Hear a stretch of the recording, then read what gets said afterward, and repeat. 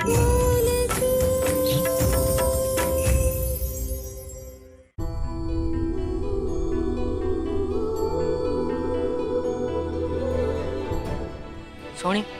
दीपू और भानु को बोल सारा खाना उठा दे। वैसे भी वीरेंद्र और पूर्वी तो खाने वाले नहीं हैं और मुझे भी भूख नहीं। लेकिन मुझे तो बहुत भूख लगी है।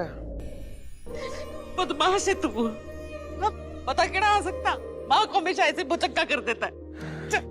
अरे माँ, सरप्राइज ना दूं तो आपके प्यारे प्यारे एक्सप्रेशन कैसे देखने को मिलेंगे? ये तो तुझे देखकर ना खुशी के आंसू आ गए बस। वैभव, अरे क्या अरे चोरे, कि छुट्टी उट्टी हो गई क्या? चलो भाई जी, यही बातें करते रहोगे या उसको बिठाओगे भी वहाँ? हाँ हाँ, चल आजा। चल आजा।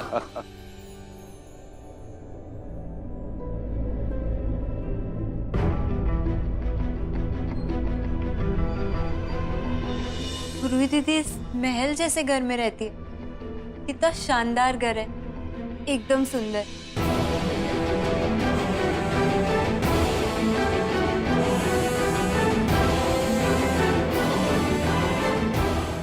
ये खाने की खुशबू कहाँ से आ रही है?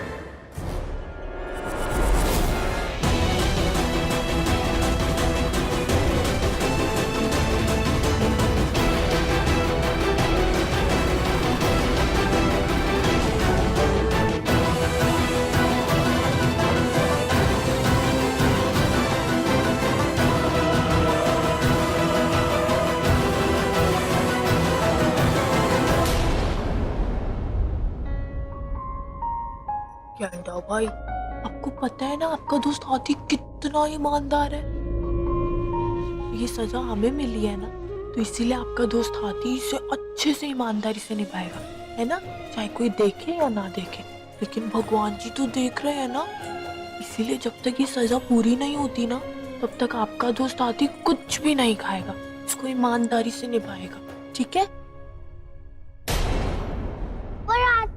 भूखा कैसे रहेगा? ये सजा एक जंगल के राजा ने दी है, तो आपको तो पता ही है, अगर हमने खाना खा लिया तो जंगल के राजा गुस्सा हो जाएंगे, है ना? और आपको पता है ना, फिर वो गुस्सा होते हैं तो क्या करेंगे? तो इसीलिए थैंक यू हमारे लिए खाना लाने के लिए, और इसे वापस ले जाओ, ठीक है? और हमारी चिंता करने के लिए भी थैंक यू।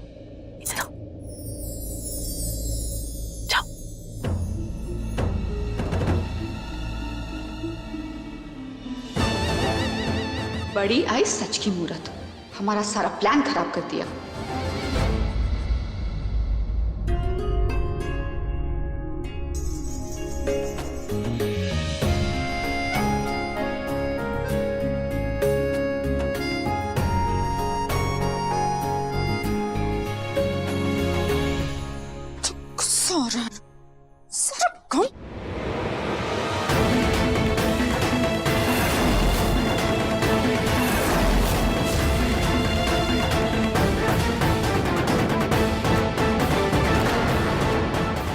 जैसे आ गई पुलिस से भाग के आई ना, तो ये मार्किन की थे। अंजलि, आने दे इसे, मैं पहचानती हूँ इसे, पूर्वी की बहन है। आजा। माँ, ये नई मुखियानी के लिए स्पेशल गेस्ट मैं ही लेकर आया हूँ। तुझे कहाँ मिल गई? रास्ते में। अरे एक्चुअली ये मेरे साथ आने के लिए लिफ्ट मांग रही थी, तो मैं साथ ही ले आया। लेकिन हमें ये अंदर आने ही नहीं देना चाहते। हम पिछली बार भी आए थे। पिछली बार तो गलतफहमी हो गई थी, अब पता चला ये तो मुखियाइन की बहन है। हाँ, मैं इन्हें ये बता रही थी कि मुखियाइन बाहर गई हैं जेठ जी के साथ। सोनी सोनी सोनी, इन्हें गेस्ट रूम में लेके जाओ और इनके रहने का अच्छे से इंतजाम कर दो। ये मुखियानी की बहन है, समझी? आप जाइए, आराम कीजिए, मैं आती हूँ।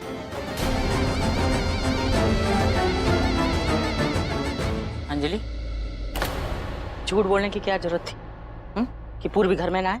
अरे माँ, बात समझो। पहली बार अपनी बहन के ससुराल आई है तो क्या देखती, अपनी बहन को भूखे प्यासे सजा भुगतते। आपके बारे में क्या सोचती कि हम उसकी बहन का ध्यान नहीं रखते, उल्टा उस पर जुल्म करते हैं। इसलिए मैंने झूठ बोल दिया कि मुखियानी घर पे नहीं। 2 दिन के बाद जब सजा खत्म होगी तो मिलवा देंगे। वाह, तेरे भी ये जो अक्कड़ की बत्ती है ना, ये कभी कभार जली जाती है। कभी तो अक्कड़ की बात तू कर ही लेती है। अब 2 दिन अच्छे से ख्याल रखना है इसका। और सुन, वो थोड़ा कपड़े वपड़े का भी देख ले। मुखियाइन की बहन है, बहन लगनी चाहिए, समझ गई ना? हाँ माँ, आप बिल्कुल चिंता मत करो।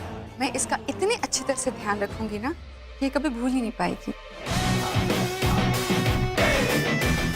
चिड़िया फंस तो गई है पिंजरे में, बस अब इसका शिकार बाकी है। चैलेंज तो मैं जीत कर ही रहूंगा। तस्वीरें देखकर तो लगता है आपको बहुत ज्यादा शौक है तस्वीरें बनाने का। है नहीं था। 5 साल पहले तक, साक्षी के जाने तक।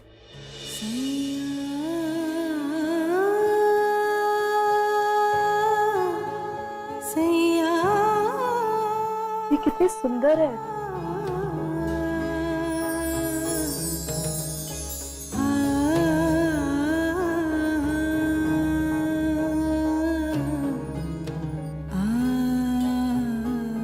ये साक्षी के पैर है। उसे अलता लगाने का घना शौक था।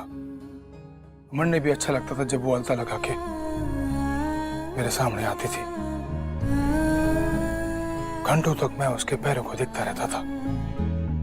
और एक दिन मैंने ये तस्वीर बना दी।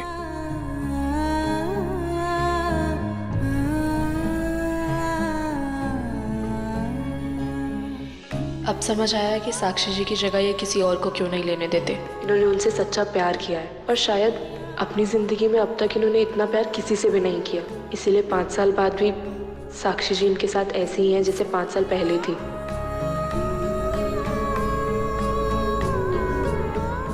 क्या हुआ? क्या घूर रही है मन्ने? नहीं, वो बस ये फालतू खड्डे खड्डे क्या कर रही है? तो ये तस्वीर बनने में बहुत देर हो जाएगी। और तस्वीर बनने में देर हो गई ना तो तन्ने देर तक भूखा प्यासा रहना पड़ेगा। 2 दिन से भी ज्यादा। बोल, करूँ आराम?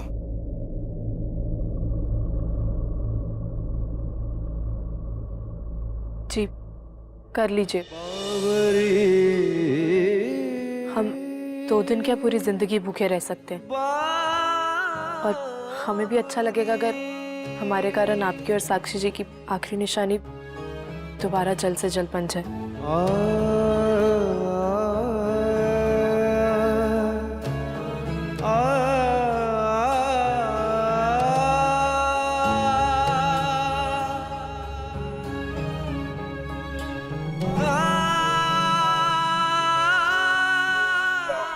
एक काम करते हैं, मलहम ले आते हैं। हमारे ताऊ जी को भी जब दर्द उठता था ना ज्यादा काम करके, तो वो भी मलहम ही लगा लेते थे।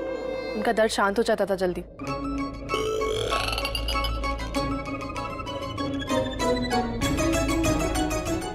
लागे इसका ताऊ मन्ने चैन से जीने ना देगा। कितना सुंदर कमरा है ना? हाँ, अब थोड़े सुंदर और ढंग के कपड़े भी पहन लो। ये भिकमंगो वाला हुलिया बदल लो अपना,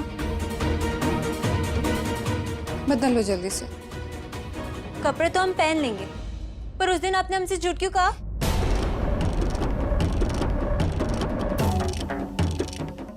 जब दीदी घर पे थी तो आपने हमें मिलने क्यों नहीं दिया? झूठ इसलिए बोला क्योंकि तुम सच सुन नहीं पाती। सुनना है तुम्हें तो सुनो, तुम्हारी दीदी तुमसे नहीं मिलना चाहती। अरे वो महारानी है इस महल की, मुखियाइन है, मुखियाइन। वो गरीब और भिकमंगों से रिश्ता नहीं रखना चाहती, चाहे वो अपनी बहन ही क्यों ना हो। इसलिए नहीं बताया था क्योंकि तुम्हें बुरा लगता।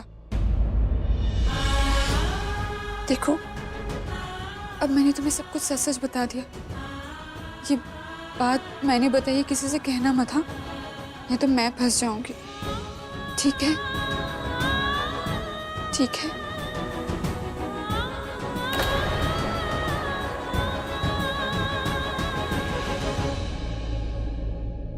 ये लीजिए, ये लगा लीजिए आप मलहम अपनी पीठ पर। हे भगवान, हम भी कैसे बुद्धू है ना। ये खुद तो अपनी पीठ पर मलहम लगा नहीं सकते और ना ही हम लगा सकते हैं। फिर कैसे लगेगी ये मलहम? वो अगर आपको बुरा ना लगे तो हम लगा देंगे मलहम आपकी कमर पर। हमारा मतलब है आपका हाथ नहीं पहुंचेगा ना कमर तक, तो आप लगा नहीं पाएंगे इसलिए मलहम लगवा लीजिए, नहीं तो दर्द और बढ़ जाएगा और फिर तस्वीर बनाने में भी देर हो जाएगी। तो और वैसे भी 2 दिन ही बचे हैं साक्षी जी की बरसी को, तो देर नहीं कर सकते इसलिए। क्या कर रही है? खड्डे खड्डे लगा। अरे मलम लेके खड्डी क्यों है? लगा दे। वो आपको अपना कुर्ता ऊंचा करना होगा।